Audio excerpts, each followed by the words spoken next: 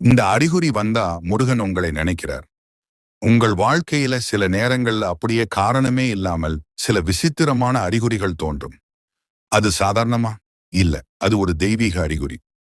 நீங்கள் திடீரென்று மனசுல ஓம் சரவண பவா என்று சொல்ல வேண்டும் போல தோன்றுகிறதா? முருகன் படம் அல்லது வேல் எங்க பார்த்தாலும் கண்களுக்கு பட்டுக்கொண்டே இருக்கிறதா? எந்த காரணமும் இல்லாமல் உள்ளத்தில் ஒரு அமைதி மற்றும் தைரியம் வந்து சேருகிறதா? சுப்பிரமணியர் கோவிலுக்கு போக வேண்டும் என்ற ஆசை திடீரென்று அதிகமாகிறதா? இந்த எல்லாம் ஒரு சாதாரண விஷயம் இல்ல. இது முருகன் உங்களை நினைத்து உங்களுக்கு அருகில் இருப்பதற்கான சின்னங்கள். அவர் உங்களுக்கு சொல்லும் செய்தி, நீ பயப்பட வேண்டாம், நான் உன்னுடன் இருக்கிறேன், உன் பிரச்சனைகள் விரைவில் தீரும். இப்போது நீங்கள் செய்ய வேண்டியது, தினமும் 11 முறை ஓம் சரவண பவா ஜபம் செய்யுங்கள். ஒரு சிவப்பு மலர் வைத்து முருகனை நினைத்து பிரார்த்தனை செய்யுங்கள். உங்கள் மனதை நம்பிக்கையால்